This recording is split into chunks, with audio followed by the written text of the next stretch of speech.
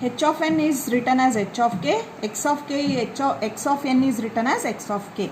See, first step, fold h of k to get h of minus k. Get the mirror image of h of k. So this is h of minus k. Now I have to multiply this with x of k. But now we know from where to where actually y of n exists. So we came to know that y of n exists from n equals 2 to n equals 15. So directly now we can start for n equals 2. Here for your reference I have just written for n equals 0. I have multiplied. See, even if you multiply we won't get any product. Similarly for n equals 1, if you shift it by 1 unit right also, we won't get anything. So the results starts from n equals 2. n equals 2, it's a positive. Right shift h of minus k by 2 units. So if I shift h of minus k by 2 units right, we get the signal like this. Now if I multiply this signal with x of k, I'll get only one product at n equals 0. 1 into 1, I'll get 1. Okay, so y of 2 is equal to 1. Similarly, for n equals 3, you have to shift h of minus k by 3 units right. Okay, see here, if I shift h of minus k by 3 units right, I'll get the signal here. If I multiply this signal with x of k, I'll get two values at which occur at 0 and 1. 1 into 1, 1 into 1. So I'll get two values, 1 and 1, which will occur at 0 and 1. So if I add these two samples, then I'll get y of 3. Similarly, you have to do the steps for n equals 4, 5, 6, 7. I'll send the PDF. You can check all the steps.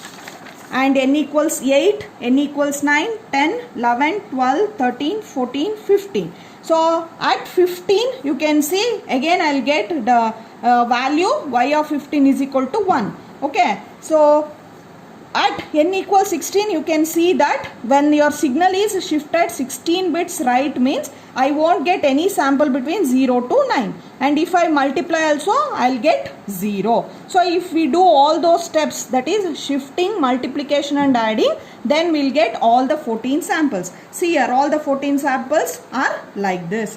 So y of 2 equals 1, next 2, 3, 4, 5, 5, 5, 5, 5, 5.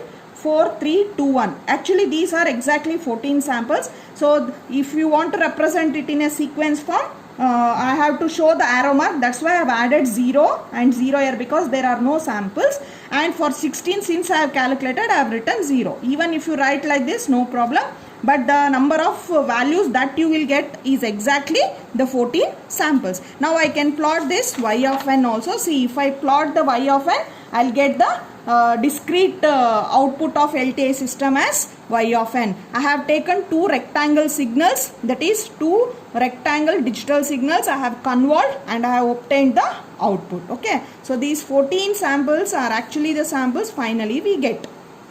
So these zeros we have added only to show the representation. This is the example for rectangular to rectangular signal convolution. Here I am giving you some assignment questions. Okay, so these are 2019 your VTU question paper problems asked for 10 marks. Here see, it is a rectangular signal, it is a rectangular signal, and derivation of convolution sum, and one more question on rectangular to rectangular signal convolution. Okay, it is from 2017 and this problem is from Simon Hacking textbook. And here you can see u of n minus 2 to n minus 13 one signal. The second signal here I am multiplying it by 2. Okay, so you calculate this u of n plus 2 minus u of n minus 12, then that you multiply by 2. That means the second signal will be having the amplitudes 2. So you solve all the problems, and if you have any doubts you can call me or you can text me and clarify the doubts. Please solve the problems, then only you will get perfect. Thank you.